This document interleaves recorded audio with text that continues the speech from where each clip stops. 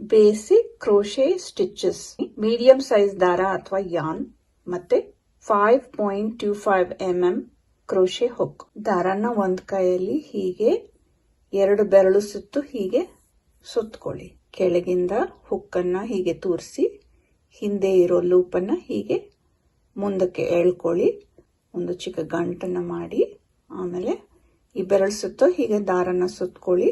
ಹುಕ್ಕಿಂದ ದಾರನ ಹೀಗೆ ಸುತ್ತಕೊಂಡು ಈ ಲೂಪ್ ಒಳಗಿಂದ ಮೆಲ್ಲಗೆ ಹೊರಗೆ ತೆಗೀರಿ. ನೋಡಿ, ಚೈನ್ ತಯಾರಾಯಿತು. ಹೀಗೆ ದಾರನ ಹುಕ್ಕಿಂದ ಸುತ್ತಕೊಂಡು ಈ ಲೂಪಿಂದ ಹೊರಗೆ ತೆಗೀರಿ. ಅಷ್ಟೇ. ಮತ್ತೆ ಇನ್ನೊಂದು ಚೈನ್ ಆಯಿತು. ಮತ್ತೆ ಹುಕ್ಕಿಂದ ದಾರನ ಹೀಗೆ ಸುತ್ತಕೊಂಡು ಈ ಚೈನಿಂದ ಹೊರಗೆ ತೆಗೀರಿ. ಹುಕ್ಕಿಂದ ದಾರನ ಹೀಗೆ ಸುತ್ತಕೊಳ್ಳಿ, ಈ ಚೈನಿಂದ ಹೊರಗೆ ತೆಗೀರಿ. ಸ್ವಲ್ಪ ನಿಧಾನವಾಗಿ ಮೆಲ್ಲಗೆ ಮಾಡಬೇಕು, ತುಂಬಾ ಟೈಟ್ ಆಗಿ ಮಾಡಬಾರ್ದು. ಹುಕ್ಕಿಂದ ದಾರನ ಹೀಗೆ ಸುತ್ತಕೊಂಡು ಚೈನ್ ಒಳಗಿಂದ ಹೊರಗೆ ತೆಗೀರಿ.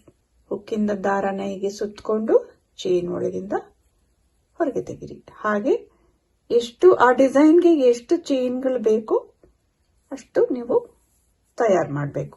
ಇದು ಫಸ್ಟ್ ಸ್ಟೆಪ್, ಮೊದಲನೇ ಸ್ಟೆಪ್. ಬೇಸ್ ತಯಾರಾಯಿತು.